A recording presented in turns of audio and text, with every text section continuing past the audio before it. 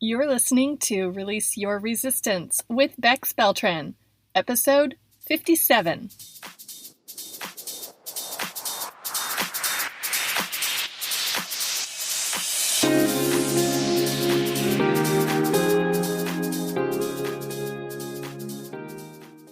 Welcome to Release Your Resistance. This is Bex. The only reason why any of us don't have what we want in life is because of our own resistance. Right now, I'm learning how to recognize and release my resistance, and this podcast tells you how you can release your resistance so that you can live the exact life that you want. Let's get started. I'm trying something a little different for today's episode. This is a collection of random and various odds and ends that I've been thinking about and experiencing lately.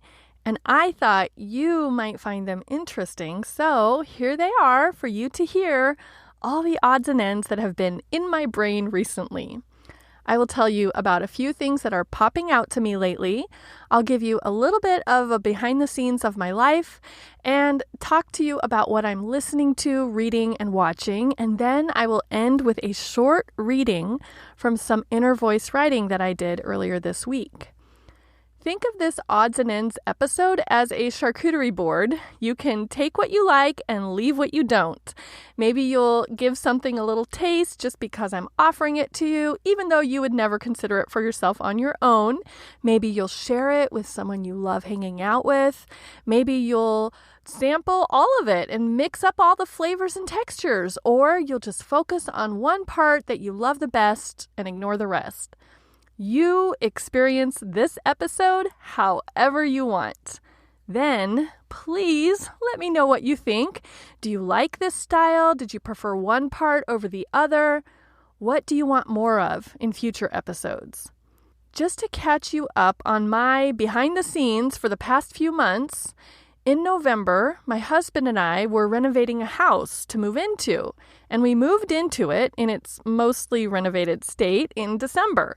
The current house that we're now living in is in the neighboring city, Gilbert, from where our last house was in Chandler. It's about a 20-minute drive.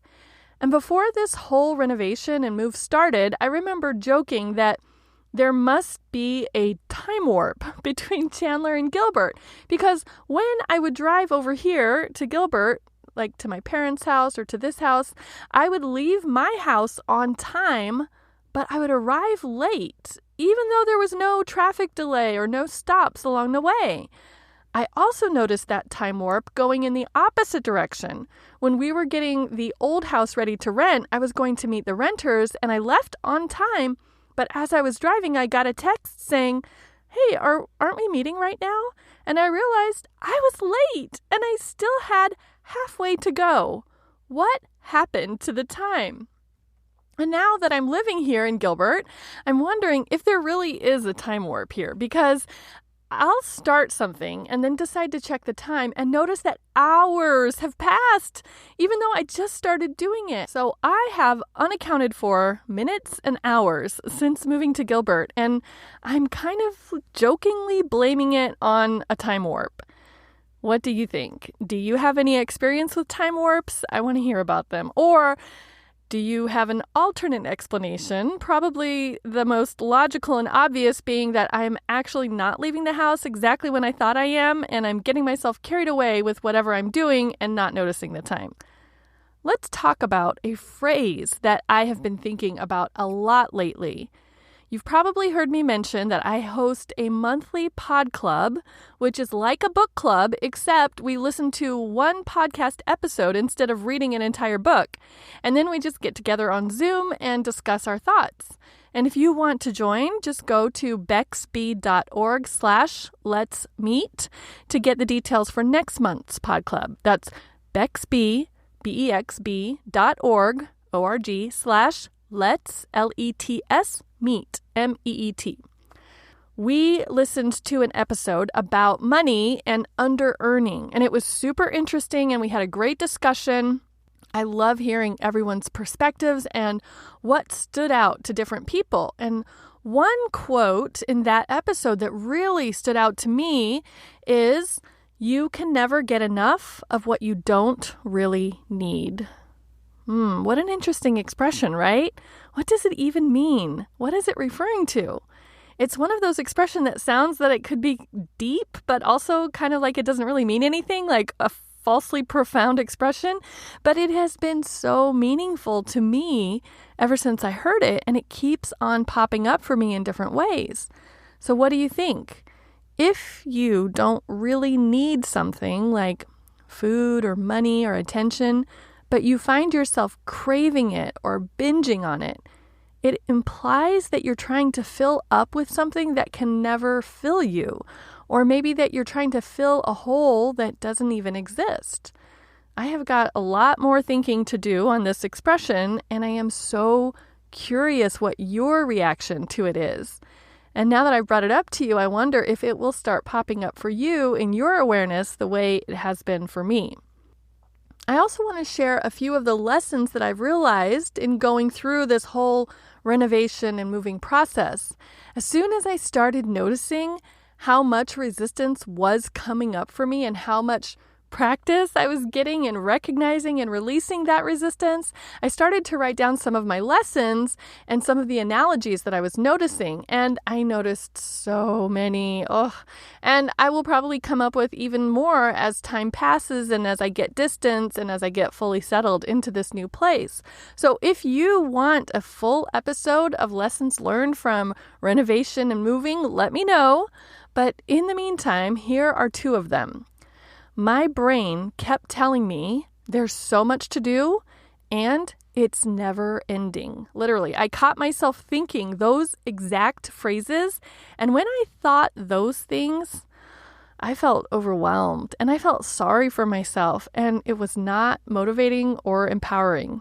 So I decided I should make a finite list to show my brain that no, it's not never ending. There are only X things to do.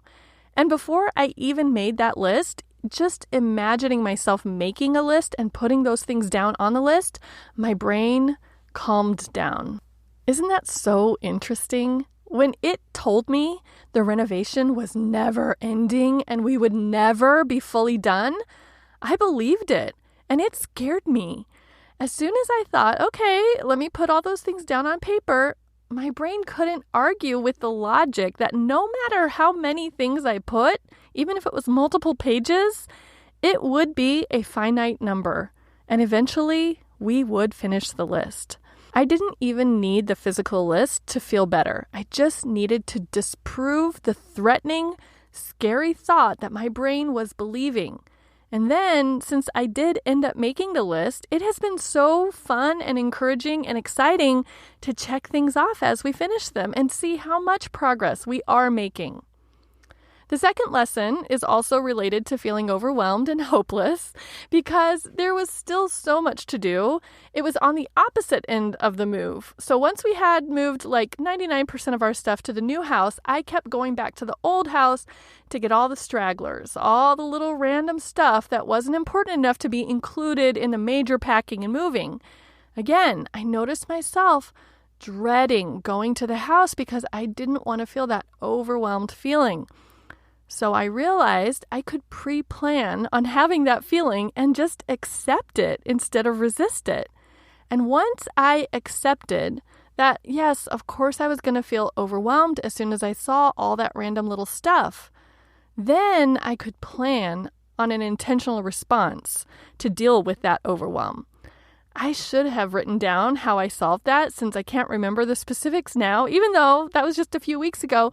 But I do remember some strategies I used were to decide that I was just filling my car and not worrying about the rest of the stuff.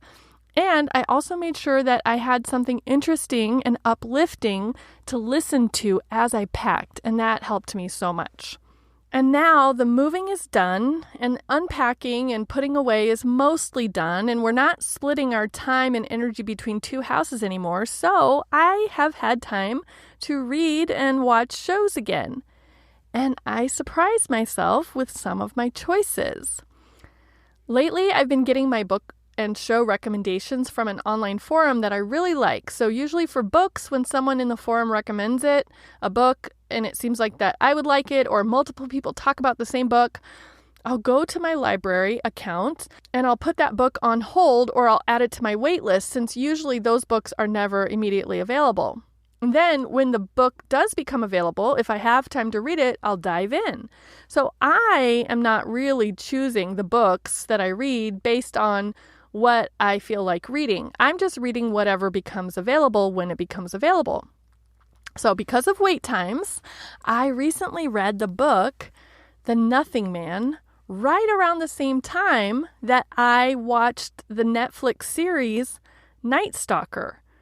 The Nothing Man is a crime novel about a serial killer in Ireland, and The Night Stalker is a documentary about a serial killer in LA. And these are not really my current normal taste. And consuming them both at the same time on purpose, after I realized that they were both very similar, and one of them was actually a true story that actually happened in the United States, it made me wonder why my mind would have been attracted to something so scary and violent and negative. And I think the purpose for my decision to go ahead and read and watch something that scared me and made me uncomfortable is because it reminds me that our minds do seek drama and fear. And sometimes we even use fear as entertainment, which reminds me that it is okay for me to feel fear, even intentionally, and that humans can experience terror and survive.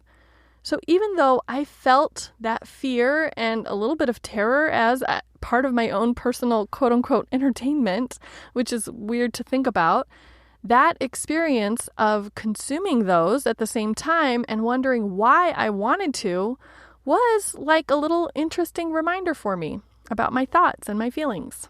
Okay, now for the completely opposite side of the spectrum.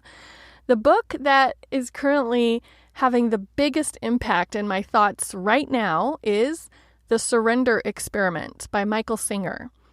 I was already totally in and hooked as I listened to the very first few sentences, and he mentioned the phrase, living a life of non-resistance.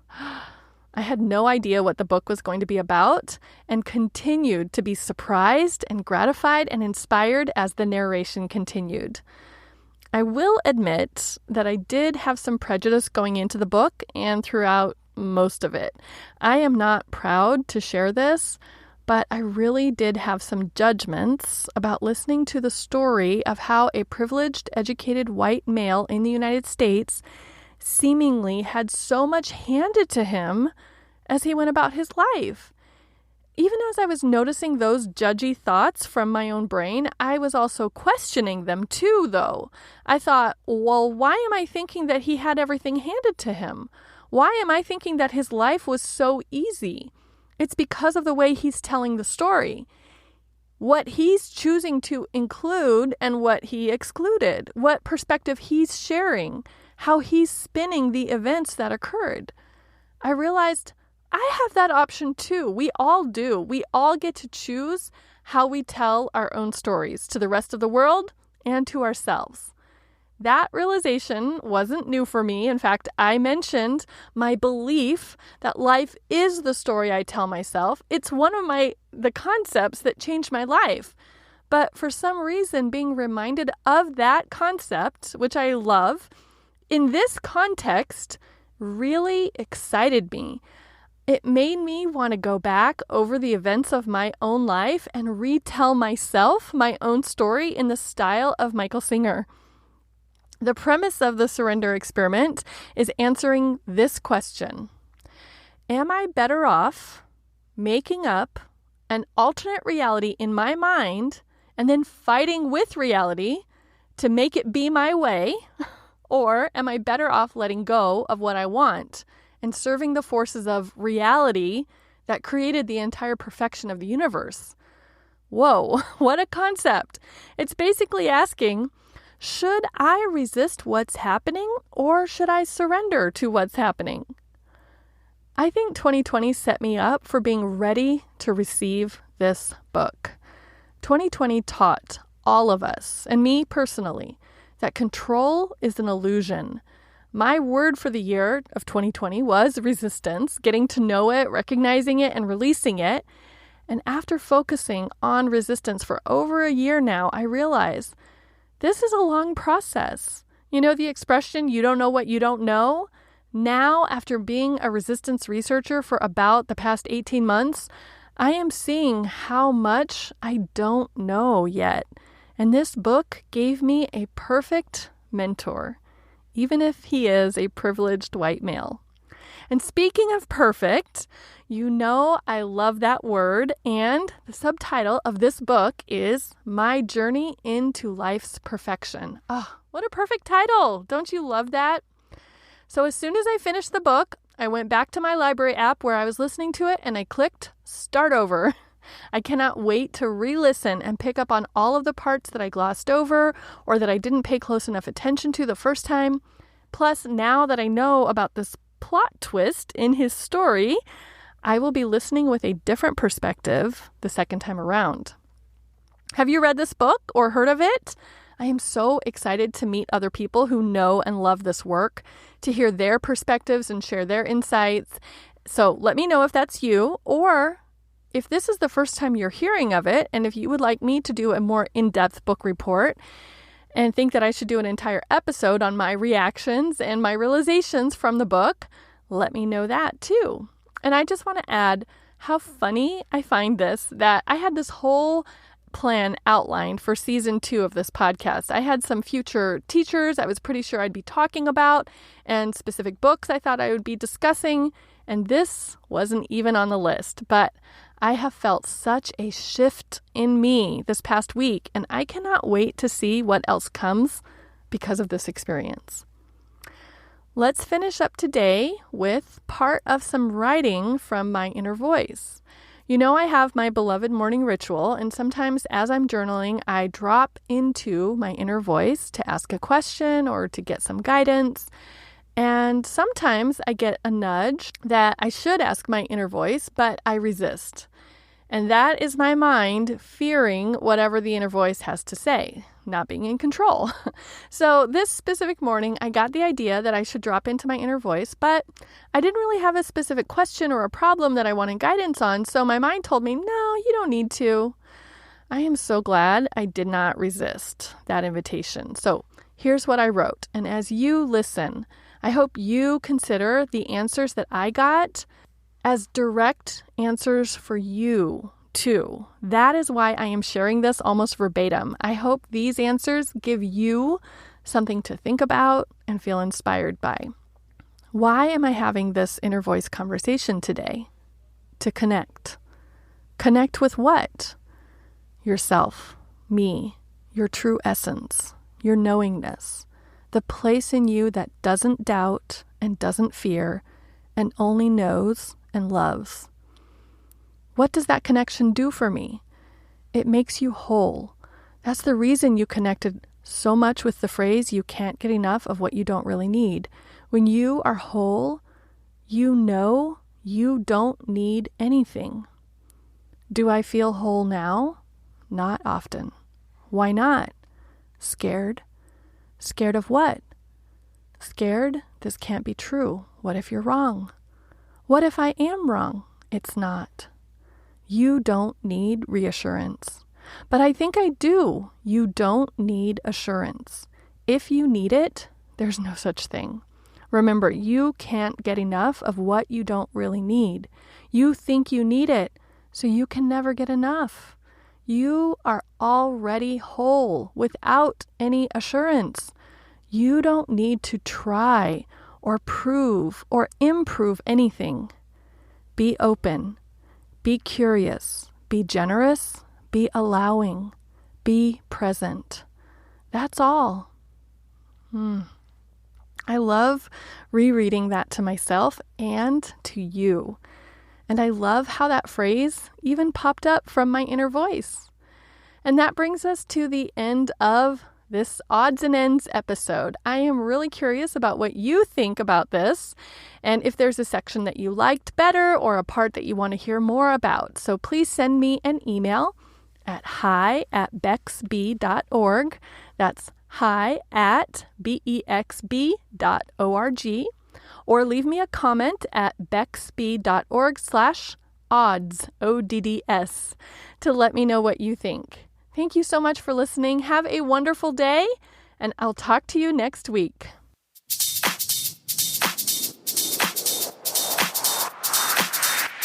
This has been Release Your Resistance. Thank you for listening. If you like this podcast, make sure you're subscribed and leave a review on Apple Podcasts. Also, think about someone who you know who would love this episode and share it with them. There should be a share button on your app if you're listening to this on your phone. If you'd like to continue this conversation one-on-one or in real time, come visit me on my site at bexb.org to see how we can work together.